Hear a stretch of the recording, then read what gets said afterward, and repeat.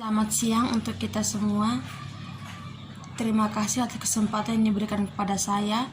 Perkenalkan, nama saya Clarine dengan NIM 1703080009 kelas A reguler sore jurusan Sosiologi semester 7. Di sini saya akan membahas buku review 8 untuk memenuhi mata kuliah kajian seminar masalah-masalah sosial. Lembaga Nasional Penelitian Ekonomi dan Sosial. Sebelum pertengahan 1970-an, angka 1 juta pengangguran telah dianggap oleh hampir semua orang sebagai sangat tinggi, dan pandangan ini masih berlaku pada saat itu. Pemilihan umum 1979 ketika 1,2 juta adalah dasar dari slogan pemilihan buruh tidak bekerja. Tapi sejak saat itu pengangguran meningkat setiap tahun melampaui 3 juta pada tahun 1985, dan meskipun output sekali lagi tumbuh cukup kuat, tampaknya ada sedikit yang menunjukkan bahwa pengangguran akan turun secara signifikan. Proyeksi jangka menengah oleh tim ekonomi terapan terkemuka telah pengangguran tinggal di 3 juta sampai 1990 dari seterusnya.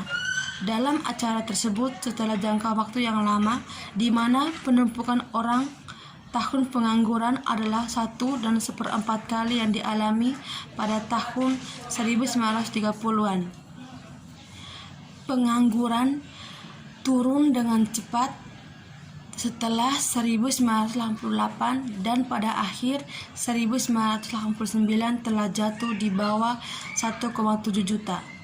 Namun dengan musim semi tahun 1990, semua indikasi adalah bahwa itu tidak akan pergi lebih jauh ke bawah, dan mungkin mulai bangkit lagi. Jika hal ini harus terbukti terjadi, titik balik bahwa ini adalah lebih tinggi dari puncak tahun 1970-an dan lebih dari 1 juta lebih besar dari yang ditemui sebelum itu. Di antara faktor-faktor yang membawa ayunan dari konservatif ke buruh selama Perang Dunia Kedua, banyak yang akan memberikan tempat yang tinggi untuk ketakutan akan kembalinya pengangguran yang terus-menerus dari tahun-tahun antar perang kurang dari 10%, dan meningkat lebih dari 20% pada awal tahun 1930-an. Laporan resmi pemerintah koalisi masa perang tentang ketenaga kerja kebijakan mengakui tanggung jawab pemerintah untuk mempertahankan tinggi dan tingkat kerja yang stabil setelah perang, tetapi tidak menempatkan angka ini. Konsep pada tahun 1951 sebagai jawaban atas pertanyaan dari dan Dewan Ekonomi tentang apa yang dianggap pemerintah Inggris menjadi pekerjaan penuh, itu memberi 3% sebagai maksimum yang dapat ditinjau dari pengangguran. Dalam acara tersebut, selama 20 tahun ke depan, pengangguran yang sebenarnya biasanya berjalan jauh di bawah ini. Tidak hanya itu datang untuk menjadi diterima sebagai aksioma politik Inggris bahwa tidak ada pemerintah yang bisa bertahan peningkatkan pengangguran yang signifikan dan berkelanjutan. Sulit untuk angka-angka yang tepat pada pernyataan ini jika hanya karena cara menganggur diukur dan tingkat persentase dihitung perubahan selama bertahun-tahun. Tapi tentu saja kasus bahwa saran yang dibuat pada tahun 1960-an bahwa dan kebijakan seperti itu berisiko menyebabkan 3 juta pengangguran sudah cukup untuk menolaknya dari tangan. Tidak ada pemerintah yang biasa bertahan hidup sehingga dikatakan. Penemuan politik yang paling signifikan pada tahun 1980-an adalah bahwa tidak hanya pemerintah yang dapat bertahan hidup, tetapi mereka dapat dipilih kembali dengan meningkat mayoritas, dengan pengangguran mendekati 3 juta dan masih meningkat. Meskipun sebagian besar kenaikan adalah konsekuensi dari kebijakan fiskal, dan moneter. Pemerintah sendiri, orang mungkin meragukan bahwa dimaksudkan ketika kebijakan itu diberlakukan. Memang benar bahwa pemerintah Thatcher adalah yang pertama sejak Perang Dunia Kedua secara eksplisit untuk menolak gagasan bahwa hal itu dapat melakukan kontrol langsung atas tingkat pekerjaan. Pada saat yang sama, semua pernyataan yang menyertai strategi moneter dan diadopsi menunjukkan keyakinan bahwa setiap transisi peningkatan pengangguran di mana masyarakat dan terutama serikat pekerja penyesuaian perilaku mereka dengan rezim baru akan menjadi kecil.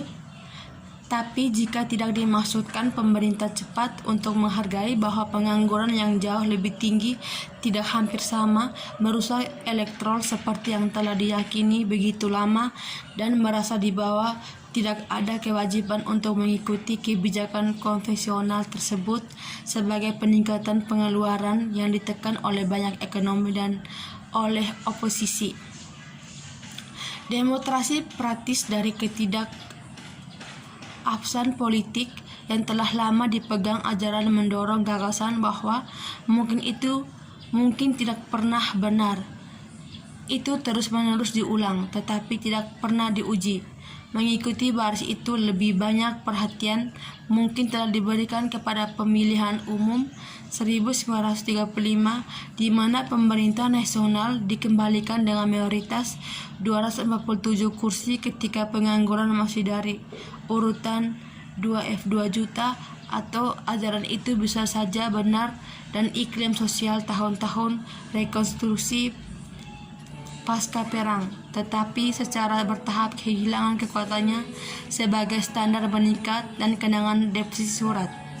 Jika terlepas dari pengangguran yang tinggi, pendapatan real dari sebagian besar pria dan wanita yang tetap bekerja dipandang meningkat terus. Pada tahun 1980-an, minat mereka dalam menjaga hal-hal mungkin lebih besar daripada kekhawatiran mereka terhadap minoritas yang kurang beruntung. Apapun alasan kegagalan utamanya, ajaran hanya dapat mempertahankan kekuatan selama publik percaya bahwa itu berada dalam kekuasaan pemerintah untuk mempengaruhi tingkat pekerjaan dan pengangguran. Mungkin perubahan sikap politik mencerminkan pengakuan publik dari kebenaran pernyataan pemerintah Thatcher bahwa itu tidak memiliki kekuatan, bahwa prinsip-prinsip manajemen pemerintah diikuti selama lebih dari 1/4 abad oleh pemerintah partai buruh dan konservatif telah selalu salah, sehingga pekerja penuh telah terjadi. Jika karena tetapi terlepas dari upaya pemerintah untuk mencapainya, atau itu mungkin bahwa perubahan telah terjadi dalam struktur atau keadaan ekonomi sehingga kebijakan yang pernah berkhasiat tidak lagi tepat. Perubahan-perubahan ini dalam persepsi tentang signifikasi elektoral pengangguran dan dari kekuatan pemerintah untuk melakukan apa-apa tentang hal itu jika itu terjadi, membuat ini saat yang baik untuk meninjaukan proses untuk pekerja dan pengangguran di Inggris di tahun-tahun mendatang. Untuk melakukan ini, kami harus jelas memberikan pertimbangan untuk makroekonomi, pertanyaan kebijakan moneter dan fiskal, karena ini adalah orang-orang yang terus menerima perhatian paling besar dalam diskusi publik. Tapi jaringan telah dilemparkan lebih luas. Ada orang-orang yang menunjukkan keluar biasa kemajuan yang terjadi di komputer dan dalam penerapan teknologi mikroelektronik dalam segala bentuk kegiatan ekonomi dengan peralatan baru menghasut pekerjaan seringkali dalam jumlah yang sangat besar.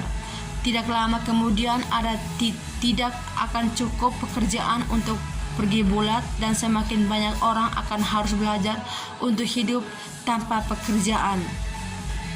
Pertanyaan santai di antara kenalan tidak diberkati dengan pelatihan formal dalam ekonomi dengan cepat menghasilkan daftar panjang kandidat tambahan untuk menjelaskan 3 juta pengangguran.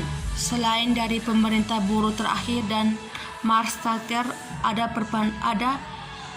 perpandangan serikat pekerja, tujuan pengangguran bersama murah baru, artinya berwarna, imigran, pasar umum. Baik, sekian dari saya. Terima kasih banyak. Tuhan Yesus memberkati.